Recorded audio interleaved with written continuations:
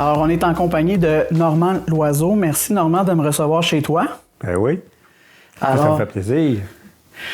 J'aimerais savoir ta foi, comment elle était avant cet événement d'accueil dont tu vas nous parler.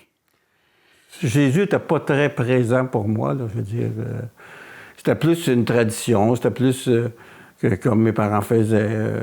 Je veux dire, c'était plus tard qu'il y a eu une conversion, qu'il y a eu quelque chose là, qui était important pour moi. Là. Mais ensuite, jeune adolescent, là, je m'étais éloigné de tout ce qui était la messe. Je me rappelle, dans le temps de Pâques, on avait congé, puis on allait aux célébrations. Puis ça m'avait surpris de voir un gros livre, puis il y avait une personne dans l'église. Qui avait ce livre-là? Qui avait le livre de la Bible, puis qui faisait des recherches, mais ça m'avait frappé, mais je n'en voyais pas d'autres. Je veux dire, c'était comme... ça me donne l'impression que les gens ne lisaient pas la Bible. Plus tard, tu as eu un enfant et tu as été catéchiste pour le groupe de ton enfant. Comment ça s'est passé, ça? Est-ce que ta foi a... Ça, c'était en 1993. Fait qu'avec mon garçon, on a fait un cheminement, puis c'était beau, c'était important. Et toi, ta relation avec Jésus à ce moment-là, comment c'était? Oui, il y avait quand même... là, il y avait comme un début, l'important de qu'est-ce que je disais aux jeunes. J'avais un petit manuel, puis là, je me rappelle là, de Zachée dans l'Évangile. C'était beau, je veux dire. Alors, tu t'étais rapproché parce que c'était beau, c'était chaleureux. Tu t'étais rapproché. Ouais. Mais il y avait quand même... il est arrivé un événement où est-ce que ça a tout foutu le camp?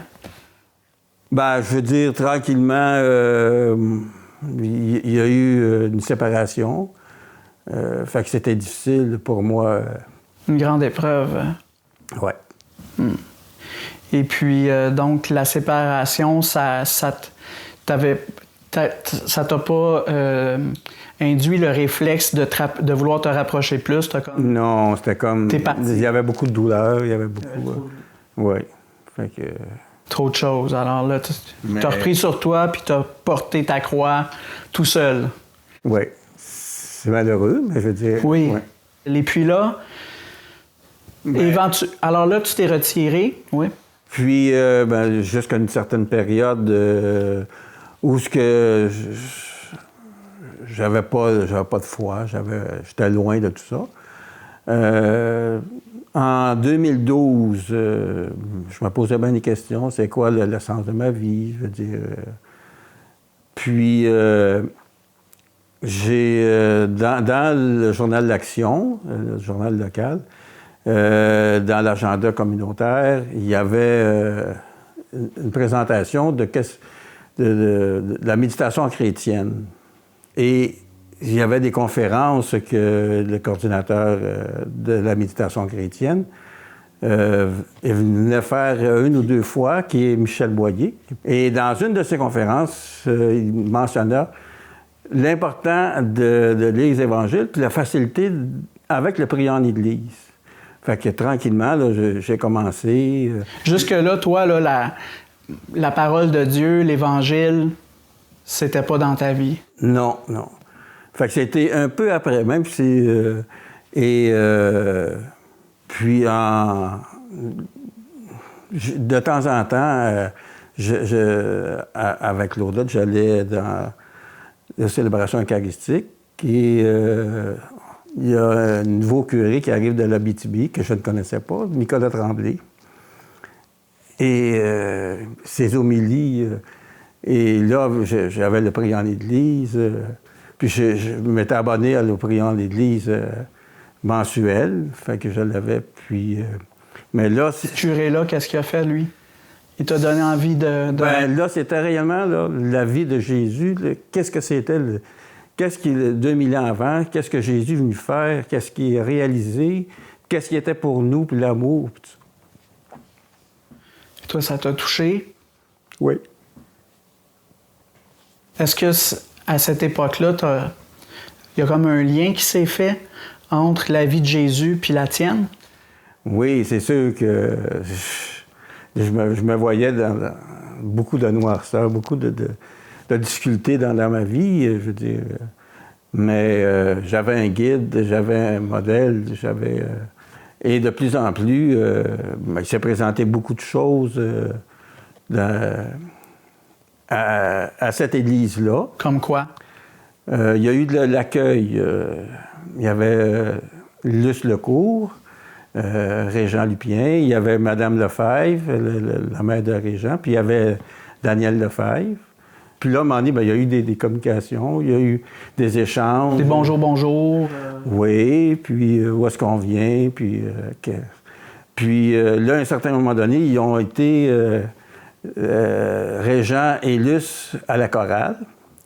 Fait que... puis Claudette, elle aime bien...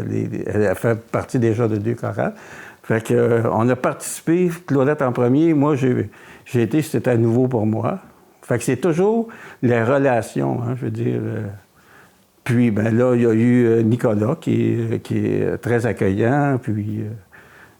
fait que l'Esprit Saint travaille énormément, puis c'est à travers toi, c'est à travers Nicolas, c'est à travers Luce, qu'on est tous des témoins de ce que Jésus est venu faire sur la terre. C'est l'amour, on est aimé, puis il nous laisse toujours libres. Fait que c'est de choisir. Et c'est sûr que moi, ça m'implique dans beaucoup de mouvements. Je veux dire, même si on vient de passer la pandémie, il y a eu des groupes Zoom là, extraordinaires avec Luc Labrec, Christiane Gagnon, Carole Paquin. Puis, Cœur à cœur, il y a eu les miracles de la gratitude. On est dans un groupe aussi une vingtaine de personnes le samedi matin, l'École de Marie. Alors, je résume, là.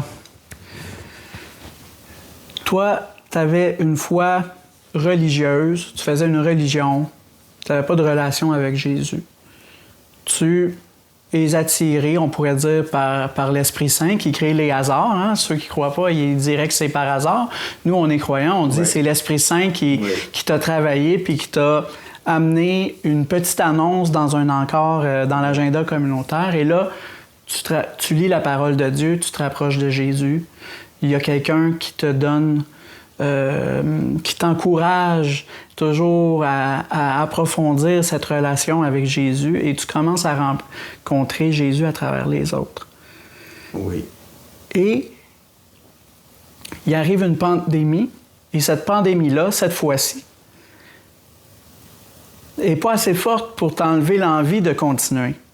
Il est arrivé des événements dans ta vie, plusieurs, on pourrait dire. Tu nous en as raconté une ou deux, mais par expérience humaine, je sais bien qu'il nous en arrive plus que ça dans une vie. Ces expériences humaines-là, à chaque fois, tu t'es replié sur toi-même, tu as pris ça sur tes épaules à toi. Et là, cette fois-ci, dans l'épreuve de la pandémie de COVID-19, ça n'a pas été le cas. Mais c'est que par la prière, par les lâcher-prises, mettre ça dans les mains de Dieu. Il m'accompagne, il me transforme, il me met sur mon chemin, dans le Zoom, dans des personnes. Et c'est à moi à accepter, de dire oui ou non. Je veux dire, et de plus en plus, c'est important parce que pour moi, mais ça m'apporte de la paix, ça m'apporte de la joie, des belles relations. De plus en plus, on se transforme vers le positif. Fait que tout mon comportement est essaie de plus en plus d'être positif, éloigné de ce qui amène le mal, ce qui amène... parce qu'en réalité, je suis humain, puis c'est sûr que je suis pas parfait, puis...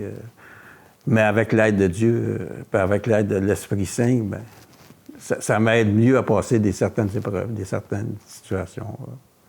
ça me fait grandir. Je suis transformé par Jésus.